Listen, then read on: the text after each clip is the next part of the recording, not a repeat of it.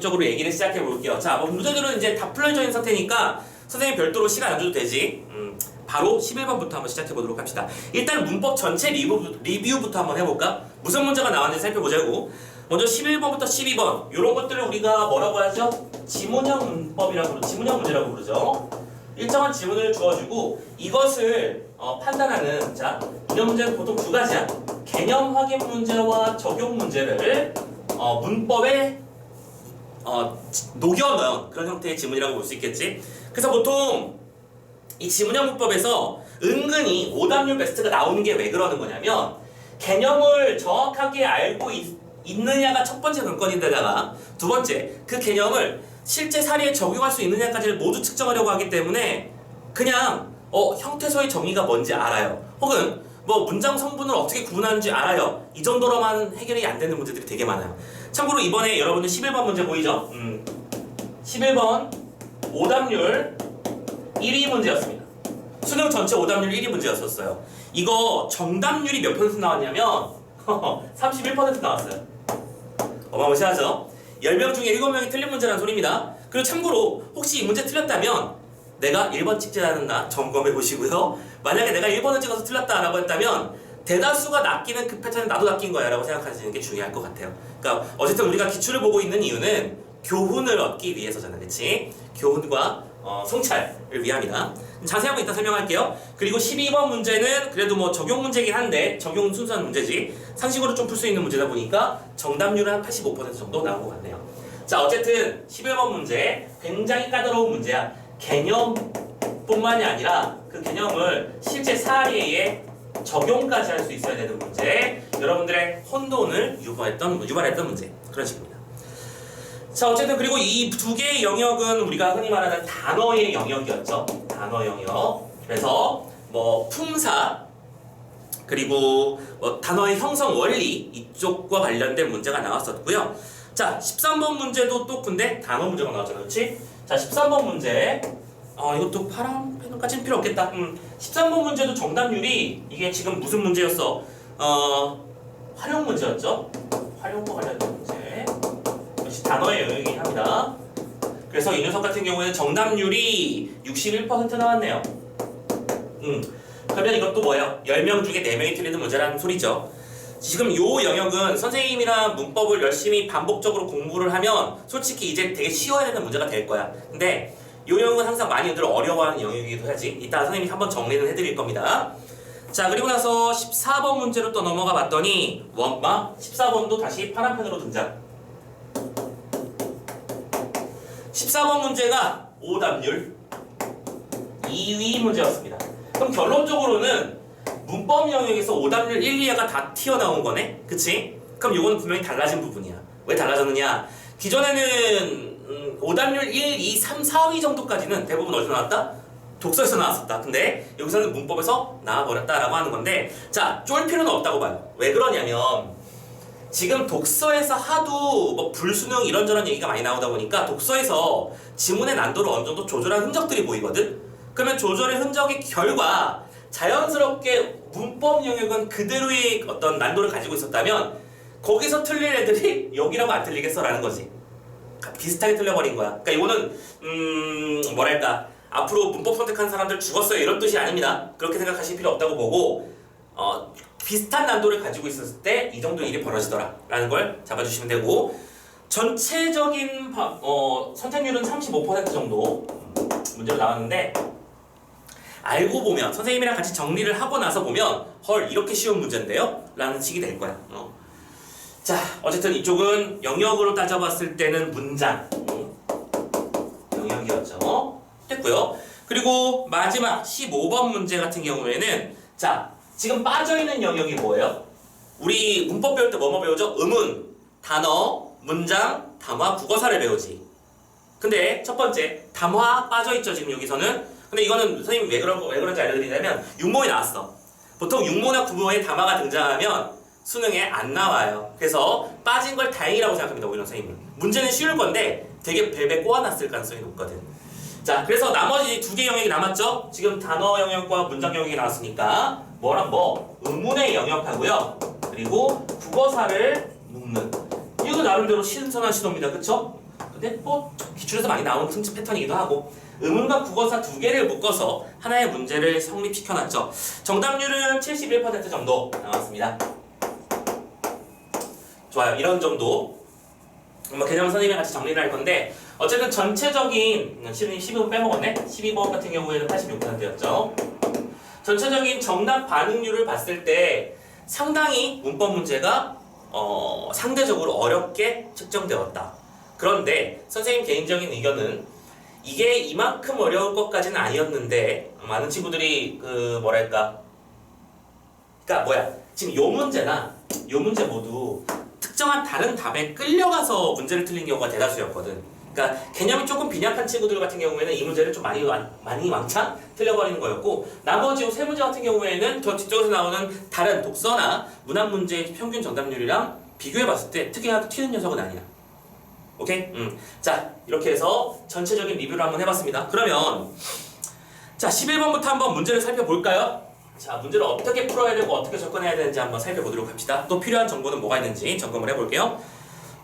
참고로 11번 문제는 조건이 이렇게 돼 있죠. 기억과 니은을 모두 충족하는 단어만 보기에서 찾아봐라. 적용 문제 맞죠? 그럼 기억, 니은이 뭔지 파악해야 될 것이고 두 번째, 윗글과 보기를 바탕으로 추론합시다 라고 되어 있는데 사례 적용하는 형태의 문제지. 그럼 이건 지문을 읽고 나서 판단할 수 있을 테니 지문 한번 읽어보도록 합시다. 자, 11번부터 12번은 지문이죠. 꺼서 가보자. 12번 지문. 자, 첫 번째 팁입니다. 선생님들의 첫 번째 문법 문제 지문형 문법에서 팁은 뭐냐면 지문은 어떤 느낌으로 접근해 주시면 좋냐면 읽은 듯 안 읽은 듯 이 팁을 좀 드리고 싶은데 선생님이 아까 말씀드렸죠. 지문형 문법 문제 같은 경우에는 개념 문제와 적용 문제가 혼합되어 있는 경우가 많다고요. 그래서 순수하게 개념만으로 풀 수 있는 경우의 수가 있고 적용까지 해야 되는 경우의 수가 있는데 여러분들이 일단은 지문을 빠르게 눈으로 훑어보면서 읽으면서 이게 내가 알고 있는 그 영역의 내용이 맞는지 파악해 주시는 것부터 먼저 해줬으면 좋겠어요. 읽는데 첫 번째에 의문의 변동에서 축약의 경우를 설명하고 있어. 너 이거 아는 건데 하면서 호로로 넘어가 버릴 수 있게. 당연히 아는 거니까. 물론 선생님 그럼 모르면 큰일 나나요? 아니에요. 몰라도 지금 써놨잖아. 알려주고 있지? 무슨 말인지 알겠지? 그러면 중요한 건 뭐가 되는 거야? 내가 얼마나 개념을 잘 쌓아놨느냐에 따라서 지문을 읽는 속도가 달라지는 거고 그 속도는 스피드. 선생님이 지난 시간에 강조했었죠? 화작, 문까지는 스피드 싸움이라고 했었던 거 기억하셨으면 좋겠습니다. 자, 어쨌든 단어를 쭉 읽으면서 무슨 얘기 나오는지 예측하고 점검을 한번 해봅시다. 우리는 단어의 의미와 유래를 통해 단어에 담긴 언중, 말을 쓰는 대중의 인식과 더불어 시대상을 짐작할 수 있다. 또 단어의 구조를 통해서는 단어 구성 방식도 이해할 수 있다. 지금 지문에 문제 두 개 설명하고 시작한 거 아니야? 우리 문제 이렇게 냈어라고 선언하고 시작했지. 자, 봐봐. 단어에 의미가 있고 유래가 있어. 그러면 이 두 개를 가지고 우리는 뭘 파악할 수 있어? 언중의 인식과 시대상이라고 하는 두 개를 파악해낼 수 있는 거야. 여기 하나. 또 그리고 단어의 뭘 통해서? 구조를 통해서는 뭘 파악할 수 있다고요? 단어의 구성 방식을 파악할 수 있다잖아. 두 개 문제잖아. 그치? 자, 그래서 두 번째 단락 가봅시다. 이런 말을 하죠. 6일준의 서유견문이라는 원어 책에는 원어기라는 말이 나오는데 영어의 텔레폰에 해당한 단어래요. 말을 멀리 보내는 기계라는 얘기입니다. 오늘날의 전화기는 전기를 통해 말을 보내는 기계라는 말이 있는 걸 비교해보자면 원어기는 말을 멀리 보낸다는 점에 전화기는 말을 전기로 보낸다는 점에 초점을 맞춘 단어야. 이처럼 여기서부터 집중해야지. 여기 정리잖아. 핵심 정리는 뭐예요? 대상을 어떻게 인식하느냐에 따라 이걸 A라고 표현할게요. 대상의 인식에 따라서 뭐도 달라진다? 그 대상을 표현하는 단어도 거기에 걸맞게 바뀐다라는 얘기입니다. 그쵸? 화면이 나갔는데 아무도 말을 안 해줘? 화면 보이죠? 네. 다들 채팅창으로 얘기하고 있었구나. 기다려봐. 채팅창을 좀 확장을 시켜놔야겠다. 안 보였음. 선생님 화면이 안 보여요. 화면이 안 보입니다. 화면이 안 보여요. 네. 확인했어요. 네. 가능하면 마이크로 좀 말해주면 정말 감사하겠습니다. 선생님이 이거 수업하고 있다 보면 채팅창까지 못 봐. 선생님이 지금 뭐 유튜버도 아니고 소통하면서 방송하는 건 아니잖아. 좀 쉽지 않아요. 봐주세요. 네. 자, 아무튼 간에 대상의 인식 여기 나왔죠? 예상대로죠? 인식에 따라 단어가 바뀌는 양상을 보여주고 있어. 또한 또 다른 얘기네요. 개화기 사전에 등장하는 소젖 매주, 소젖으로 만든 매주라는 걸 거야. 매주라는 게 발효시킨 거 덩어리잖아, 그렇지? 새롭게 유입된 대상을 인식의 일상의 단어로 표현한 경우도 있어. 그래서 소젖 매주는 치즈에 대응하는 단어인데 간장과 된장의 재료인 예주라는 일상 단어를 통해서 대상을 인식했다. 그렇지? 대상을 어떤 방식으로 인식했느냐에 따라서 단어의 양상은 달라질 수 있다는 되게 당연한 얘기하고 있습니다. 그쵸? 또 일단 넘어가. 삐. 한편 가리연에 따르면 총각은 머리를 딱 갈라서 틀어 맴을 의미하는 말이었지만 그러한 의미는 사라졌고 이제는 결혼하지 않은 성년 남자를 뜻해 특정한 행위를 나타내는 단어가 자 특정 행위를 나타내던 단어가 어떻게 돼버렸어요? 이와 관련된 사람을 지시하는 말 해당하는 사람을 지시하는 단어로 아예 바뀌어버렸다. 여기에서도 남자도 머리를 따 묶었던 과거의 관습을 짐작할 수 있지. 오케이? 그럼 결국에는 요거는 뭐랑 연결되는 거야? 뒤에 사례가 하나 더 나올 거야. 그럼 최종적으로는 당대의 관습을 볼 수 있는 거래. 관습이면 요거죠? 오케이? 그래서 사회상 이렇게 써볼 수 있을 거야. 하나 더 있을 거야. 또한 부대찌개 역시 한국 전쟁 이후 미군 부대에서 나온 재료로 찌개를 끓였던 것에서 유래한 단어라는 점에서 시대 흔적을 담고 있죠. 오케이? 여기서 마찬가지로 쓸 필요 있을까? 그래, 쓸 필요 없다. 넘어가자. 자, 두 개의 키워드가 보이죠? 다 인식에 따라 단어가 바뀐다. 단어는 사회상을 반영한다. 두 개 예쁘게 나왔죠? 센스가 있는 친구들 같은 경우라면 참고로 여기까지가 뭐겠구나? 한 문항이 만들어졌겠구나 라고 예측할 수 있고요. 참고로 이 문제가 몇 번? 12번 문제예요. 이거랑 똑같은 패턴으로 대상을 인식해보라는 얘기겠죠. 그렇지? 자, 그러면 우리 12번을 먼저 볼까요? 자, 지문 순서상으로 12번을 먼저 보는 겁니다. 자, 12번 문제를 풀어보면 밑글과 보기를 바탕으로 추론을 해봅시다 라고 돼 있죠. 자, 1번부터 5번까지 지금 보기가 몇 개 나왔어? 보기가 5개가 나왔죠. 그러면 여기 연결되는 선택지 5개를 하나씩 연동해 가면서 맞고 틀림을 판단하면 되는 것이겠지. 가봅시다. 먼저 립스틱을 여성들이 입술에 바르던 염료인 연지라는 단어를 사용해 입술 연지라고도 했어. 자, 보자.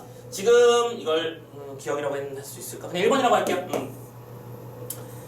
연지라고 하는 무어의 단어? 일상 단어야. 그치? 일상의 단어를 사용해서 새로운 개념을 설명하고 있어. 그럼 이거는 앞에서 봤던 뭐랑 똑같은 거야? 소전 매주의 케이스랑 똑같은 거지. 이미 기존에 알고 있었던 기존의 녀석을 통해서 새로운 개념을 적용한다. 소전 매주랑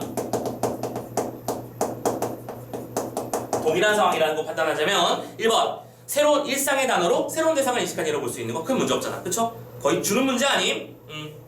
2번 변사는 무성영화를 사용할 때 장면을 맞추어 그 내용을 설명하는 직업을 가진 사람들을 말한다. 자, 변사라고 하는 건 무성영화를 설명해주는 직업이었대요. 그럼 봐봐. 우리가 여기서 챙겨야 되는 거는 이 무성영화라는 개념이죠. 무성영화는 지금 있다 없다? 없다잖아. 물론 만들자면 있겠지만 지금 없는 개념이다. 그럼 뭐야? 시대 간의 차이지? 이건 시대의 차이야. 그러면 사회상, 시대상을 말해주는 요 얘기로 연결시킬 수 있을 거야. 그쵸? 2번 변사는 블라블라블라 시대상이 반영된 예에 해당하구나. 당연한 거잖아. 3번 가볼까요? 3번에서 이런 말을 했어. 수세미는 이런 말을 해. 박과의 하늘색의 덩굴풀을 뜻하는데 옛날에는 그 열매 속에 있던 섬유로 그릇을 닦았대요. 오늘날 공장에서 만든 설거지 도구도 수세미래요. 자, 수세미는 과거에는 특정한 열매의 속을 의미하는 것이었는데 지금은 그것의 도구로서의 기능이 강조되어서 공장에서 만든 수세미가 만들어진대. 자, 그러면 이 3번 선택지에서 말하는 선택지 내용을 보면 이런 말을 해놨어. 기존의 의미에 이게 기존이야? 열매의 속이야? 새로운 의미가 지금 더해진 거야. 지금 더해짐이라는 말을 쓸 수 있는 게 맞기는 해? 아니지. 3번이잖아. 더해진 게 아니라 기존의 의미가 새로운 의미로 대체된 거죠. 오케이?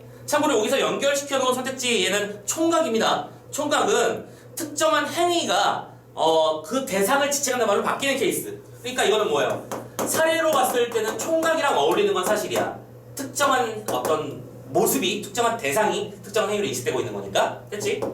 근데 이거를 더해짐이라고 말하면 안 된다. 참고로 지문 속에서 기존의 의미에 새로운 의미가 더해졌다라는 식의 더해짐의 개념을 설명한 적은 없었죠. 본문에서 판단된 그거를 찾을 수가 없단 말이야. 판단된 그거 없으면 당연히 답도 아닌 것이 되겠지. 그치? 3번 답 잡았습니다. 날로 먹는 문제입니다. 4번 혁대의 순화어로는 가죽으로 만든 띠라는 가죽띠와 허리에 매는 띠라는 허리띠가 있어요. 자, 가죽으로 만든 띠라고 말하거나 허리에 매는 띠라고 했을 때 이건 뭐예요? 대상을 어떤 방식으로 인식하느냐에 따라 단어의 모양새가 바뀔 수 있다라는 그 개념으로 볼 수 있겠지? 4번 서로 다른 인식이 반영된 것이다. 인식의 반영. 4번도 오케이. 그리고 마지막 5번입니다. 양반은 조선시대 사대부를 이룬 말이었지만 지금은 점잖은 사람의 뜻으로 주로 쓰인다라고 했었습니다. 오케이? 자, 양반이라는 단어야. 참고로 이 양반이라는 단어도 조금 헷갈리게 만들어놨네요. 그쵸? 선생님, 양반이라는 건 지금은 없잖아요. 그런데 생각해봐. 양반이란 단어 자체가 사라진 건 아니잖아. 그치? 양반이라고 하는 건 어떠한 특정한 행동, 그치? 특정한 행위의 단어가 해당하는 사람을 지시하는 건 이것도 될 수 있고, 그리고 이게 결론적으로 뭐가 되는 거야? 당대의 관습과 사회상을 보여주는 거라고 지문에서 분명히 얘기했죠? 요 예를 통해서 얘를 얘기했어? 그럼 얘도 똑같은 거 아니야? 양반도 특정한 직업을, 특정한 지위에 있는 사람들을 말하는 것이었지만 해당 사람을 지시하는 걸 말로 바뀌었고, 이것은 결국 뭐에 해당하는 것이다? 사회상에 해당하는 것이다 라고 연결시킬 수 있으므로 시대의 흔적이라는 말로 사회상을 대체해놨구나 생각하시면 되는 거겠죠. 되셨나요? 자, 참고로 여기서 또 선생님이 무슨 단어를 썼어요? 방금 대치라는 단어를 썼습니다. 선생님이 지난 시간에도 화작 시간에도 설명드렸었죠? 이 대치라는 개념은 수능에서 완전 중요하다. 했던 말을 똑같이 써먹기 싫어한단 말이야. 사회상이라는 말을 시대상이라는 말로 대치시켜버린 것 뿐이다 라고 이해하시면 되는 거죠. 되셨나요? 자, 이렇게 지문이 있고 문제가 나오는 방식인데, 참고로 너희들이 풀게 될 수능부터 뭐가 바뀐다라고 하는 선언은 아직 없어. 아직 알 수는 없지만 기본적으로 현재까지 나와있던 기출문제의 지문형 기출문제들은 단락을 두 덩이로 나눌 수 있다. 그래서 한 덩이에서 한 문제 나오고 나머지 한 덩이에서 한 문제가 나오는 게 일반적인 패턴이다. 선생님이 지금 수능 문제도 그렇게 풀고 있지, 그치? 뒤에 읽지도 않았잖아. 이렇게, 왜냐? 첫 번째 문단에서 이렇게 두 개를 낼 거라고 선언 같은 걸 한 거니까 문제를 보고 빨리 적용하는 거야. 지문을 다 읽고 문제 풀면 안 되나요? 어렵진 않아. 문제는 아닌데 그렇게 되면 혼돈이 발생할 수 있거든. 내가 풀어야 될 문제에 해당하는 것만 딱 봐놓고 그 문제를 풀어버리는 게 더 깔끔하고 빠르겠지. 그런 차원을 말씀드리고 싶네요. 자, 그러면 이거 좀 지울게요. 지우고, 자, 뒤에 있는 지문을 마저 읽고 둘까요 그냥? 나머지 얘기를 봅시다. 자, C, 편의상 C라고 표현할게. C. 우리는 단어의 구조를 통해서 단어가 구성되는 방식도 파악할 수 있다. 그쵸? 단어의 구조가 구성 방식을 보여주는 거. 그러면서 우리는 어떤 일이 벌어질 걸 알고 있어? 기억과 니은이 나올 거야. 그치? 자, 한불자전이라는 책에는 이전 시기의 문헌에서는 볼 수 없었던 두길보기나 산돌이라는 말이 등장하는데요. 양쪽 모두의 눈치를 보는 사람으로 풀이된 두길보기의 두길은, 자, 파란펜으로 또 볼까? 뭐라고? 관형사가 후행하는 명사를 수식하는, 관형사가 후행하는 건 뭐 하는 거야? 그냥 뒤에 놓여있다는 뜻이야. 뒤에 배치된 명사를 수식하는 거야. 여기서 선생님이 평소에 수업할 때 강조하는 포인트가 등장한 거지. 바로 너희들이 가장 많이 헷갈리는 요소 중에 하나가 뭐냐면 관형사라는 개념과 관형어라고 하는 개념을 굉장히 많이 헷갈려해. 참고로 요게 흔들린 사람은 1번으로 가는 거야. 이게 흔들흔들 거리는 사람들. 자, 일단 잠깐만 두고 갈게. 지문을 맞아 읽자. 또 같은 장소를 1년에 한 번만 지나가는 호랑이로 풀이된 산돌이는 단어의 구성 요소들이 의미상 목적어와 서술어의 관계로 나타난대. 자, 구성 요소들이 의미상으로 봤을 때 목적어 플러스 서술어로 나뉜대요. 자, 이거 나름대로 복합적인 문제입니다. 지금 여기 있는 개념을 풀어내기 위해서는 결론적으로는 단어의 영역 중에서 품사의 개념을 완벽하게 알고 있었어야 했으며, 요걸 이해하기 위해서는 문장 영역에서의 성분 개념을 또 완벽하게 알고 있었어야 되는 거잖아. 그런데 항상 나오는 거지만 이 품사랑 성분은 같은데 아니 서로 완전히 다른 개념이야. 다른 개념인데 우리는 헷갈려 하거든. 그 이유는 바로 이런 거지. 선생님이 기존에 특강했던 거 들었던 친구들은 다 알 거야. 봐봐. 팔이 있어. 오케이?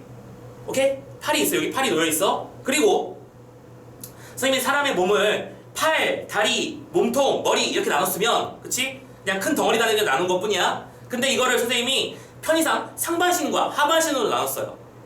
그러면 이 팔은 상반신이기도 하지만 팔이기도 한 거지.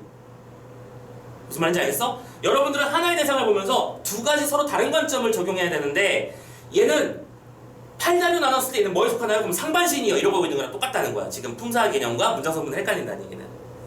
자, 기본적인 개념 하나만 정리하자. 여기를 좀 지울게요. 정말 기본적인 거. 얘들아, 품사는 우리말에 총 몇 개의 품사가 존재해? 9개. 땡큐. 9개죠? 그 9개의 품사는 뭐뭐가 있죠? 명사, 대명사, 수사와 같은 뭐, 체언, 그리고 동사와 효용사와 같은 용언, 또 조사와 같은 관계언, 관형사랑 부사와 같은 수식언, 그리고 감탄사와 같은 독립언. 우린 이렇게 대상을 나눌 수 있죠? 품사라고 하는 것의 정의가 뭐드나?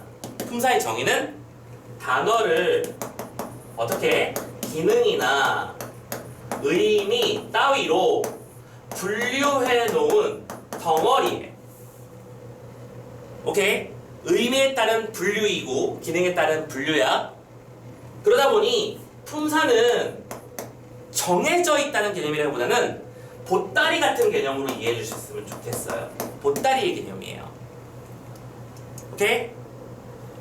무슨 개념이냐? 자, 선생님이 이렇게 네모난 뭐 레고 블록이 하나 있어요. 네모난 레고 블록 이렇게 가지고 있어요. 이렇게 동그라미 4개 있는 거. 근데 이게 색깔이 빨간색이야. 그러면 선생님이 이 녀석을 어떻게 분류하느냐에 따라서 얘는 A라는 보따리에 담길 수도 있고 B라는 보따리에 담길 수도 있는 거야. 왜냐? 색깔별로 나누면 얘는 빨간 색깔 보따리에 담길 거야. 그치? 근데 얘를 레고 블록의 사이즈에 따라 나누자면 그 사이즈에 해당하는 덩어리끼리 또 다시 나뉘겠죠. 무슨 말인지 알겠시겠나요? 품사라는 건 고정된 게 아닙니다.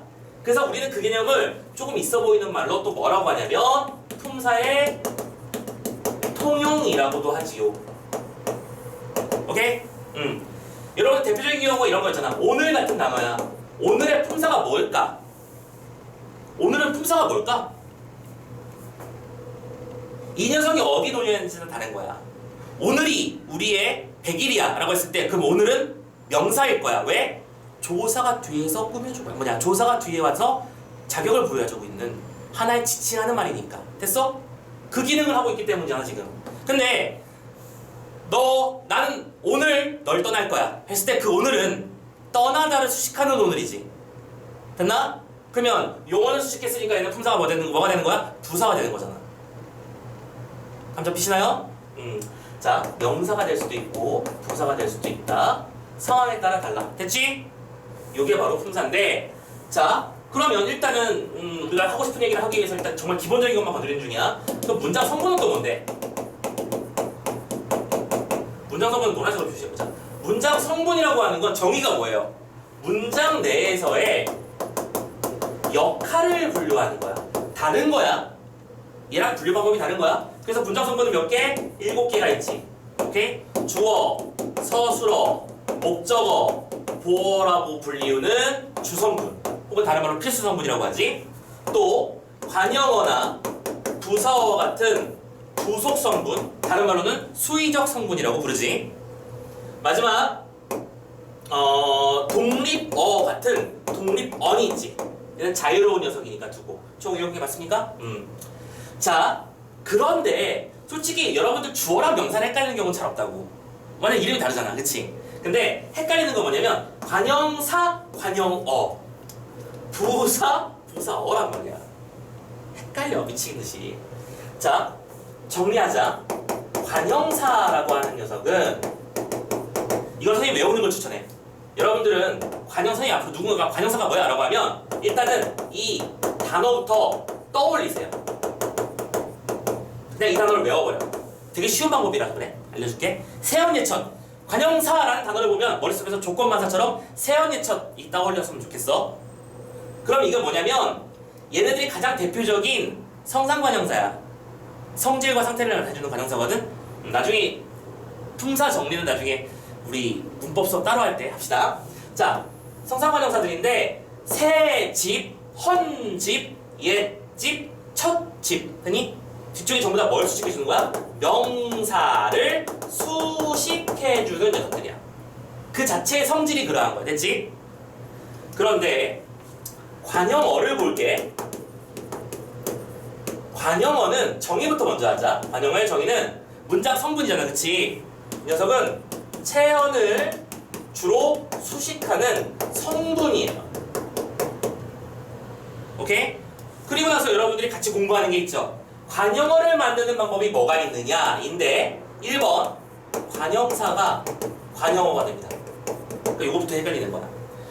우리말에 존재하는 모든 관형사는 관형어입니다. 맞을까요? 네, 맞아요. 관형사는 모두 관형어입니다. 당연한 거 아닌가? 왜냐면 아니 관형사는 체언인 명사를 수식한다며. 그럼 문장 성분의 관점에서 봤을 때 체언을 수식하는 녀석인 관형어는 당연히 관형사라면 다 관형어겠지. 그런데 2번 용언에 플러스 관형사형 어미를 붙이는 것도 관형어잖아. 요런 거야. 그는 새 책을 샀다 라고 해보자. 새 책의 새는 품사가 뭐야? 세연의 출시니까 품사는 관형사. 빨간색으로 쓰자. 일관되게. 이 녀석의 품사는 관형사야. 됐지?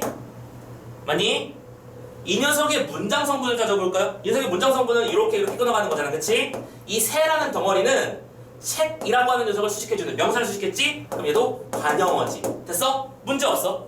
관형사는 다 관형어니까. 근데 그는 예쁜 구두를 신었다 라고 문장을 만들었다 치자. 그럼 여기서 요 부분을 잘 봐. 예쁜의 문장 성분부터 먼저 해볼까? 예쁜은 구두를 수식해주는 말이지. 맞아? 그럼 얘는 문장 성분이 뭐예요? 관형사 맞습니다. 그런데 예쁜의 품사는 뭐냐는 거야. 예쁜은 어떤 말이야 원래? 예쁘다 플러스 니은, 즉 용언에다가 관형사랑 어미를 붙인 거잖아. 그치? 보이고 있니? 그럼 이게 용언이래. 용언이라니까? 용언이라고 품사 뭐예요? 예쁘다. 품사는 뭡니까? 품사보다 형용사지. 품사가 달라. 형용사에다가 관형사의 어미를 붙여서 관형어의 역할을 하도록 만들어줄 거야. 그러니까 요게 개념이잖아 우리가. 이거 말고 더 있어요. 세 번째, 체언에다가 의를 붙이는 방법. 나의 집. 오케이? 너의 공책. 마지막 네 번째, 안 보이겠구나. 그냥 체언 그 자체가 관형어가 되는 방법도 있어. 시골 풍경. 오케이? 시골 의사. 동행 뭐 이런 거 있잖아. 시골의 의사. 이런 것들. 자, 이렇게 경우의 수가 있다. 즉 범위가 더 넓은 개념으로 말하자면 관형어인데, 자, 분명히 여기서는 지울게. 관형사라고 하는 녀석이 후행하는 명사 수식하는 경계를 발휘해야 된다. 근데 관형어라고 안 했습니다. 오케이? 관형사라고 했어요. 근데 이거를 관형어까지 범위를 넓혀서 생각하는 순간 틀리는 거잖아. 됐지? 그걸 말씀드리고 싶어서 지금 이렇게 길게 설명한 거야. 그리고 목적어 서술어. 목적어는 뭐뭐을, 뭐뭐를의 형태를 취하는 문장의 필수 성분이고, 서술어는 말 그대로 용언에 혹은 체언에다가 플러스 이다를 붙여놓은 형태를 우리는 서술어라고 부르잖아. 요 두 가지에 모두 해당하는 예를 찾아보라는 거잖아. 가볼까요? 그럼 이제 잠깐만 그 다음에 문장을 읽지 말았었나?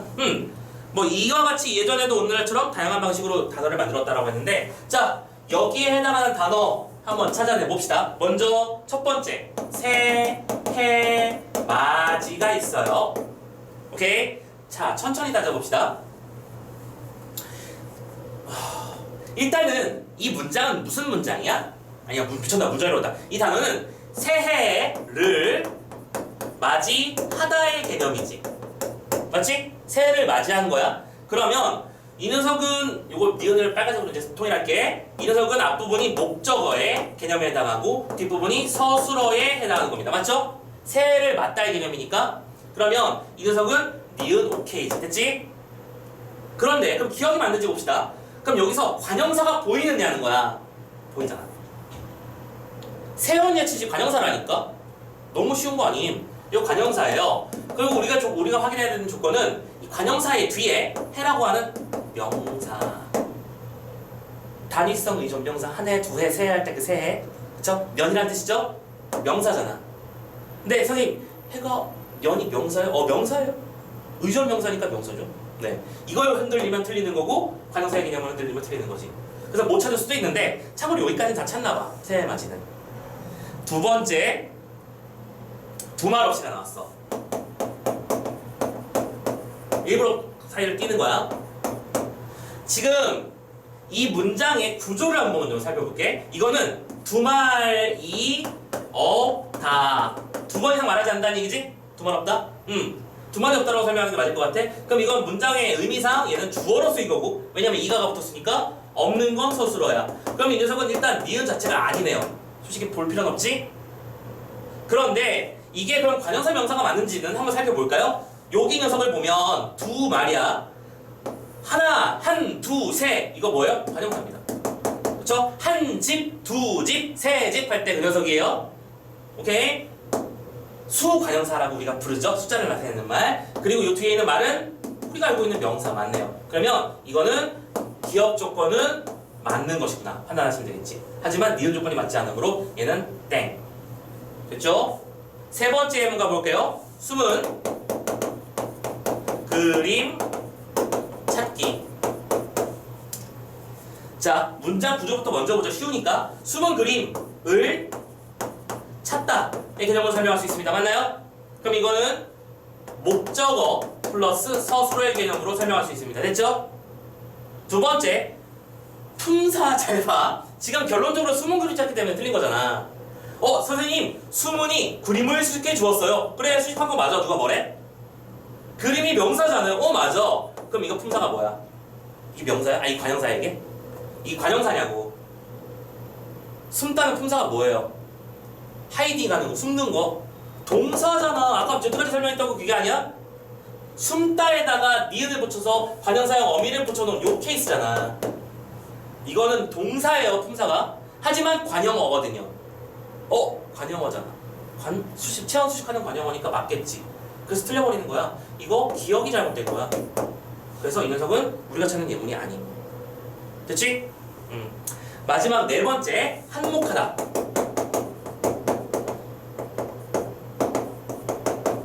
구조 찾아볼까? 한 몫을 하다니까 목에다가 술. 그러면 니은 맞고 기억이 오는 건이겠네? 한 몫이야. 몫이 명사 맞아요. 내 몫은 어디 있을까? 내 몫이 부족해. 됐지? 뒤에 겹쳐서를 붙여서 넣을 수 있어. 그러면 이 앞에 있는 한은 숫자를 나타내는 개념이고 뒤에 오는 말을 보충해주기 위해서 쓰는 관형사지? 관형사 맞습니다. 한, 두, 세. 오케이? 관형사 맞아요. 기억? 오케이죠. 그래서 얘는 기억 때문에 답이 될 수 없고 얘는 니은 때문에 답이 될 수 없으므로 답으로 남을 수 있는 건 새해 맞이와 한몫하다가 남아있는 4번입니다. 그리고 이 문제의 정답률이 아까 31%라고 퍼센트라고 말씀드렸죠? 이 문제의 1번 선택률이 무려 50%였어요. 1번 찍어서 쓰는 사람이 저희 절반 수준이라고. 정말 단순한 문제잖아, 그치? 생각해보면 되게 당연하고 기본적인 문제인데 이거를 틀리더라 라고 하는 걸 생각할 수 있겠습니다. 자, 일단은 이번 문제 패턴에서는 관형사와 관형어 구분 개념을 가지고 문제를 냈는데, 참고로 요 단어 영역에서 문제가 단골처럼 나오는 것들이 몇 가지 있어. 뭐 대표적으로 명사 찾는 거, 그 다음에 조사 찾는 거. 어떤 단어가 명사가 맞는지 아닌지 어떻게 하는지 니들 알고 있나요? 이 단어가 명사로 쓰이기에 맞는지 아닌지 궁금할 때가 있잖아, 가끔. 되게 단순해요. 자, 체언의 명사는 체언에 속하잖아, 그치? 체언의 기본적인 정의가 뭐예요? 어떤 몸체를 이루는 말이야, 그치? 근데 이 체언은 기본적으로 다음과 같은 특성을 지닙니다. 1번 뒤에 조사를 달고 올 수 있고요. 2번 관형어의 수식을 받을 수 있거든. 그치? 세 번째 활용하지 않아요.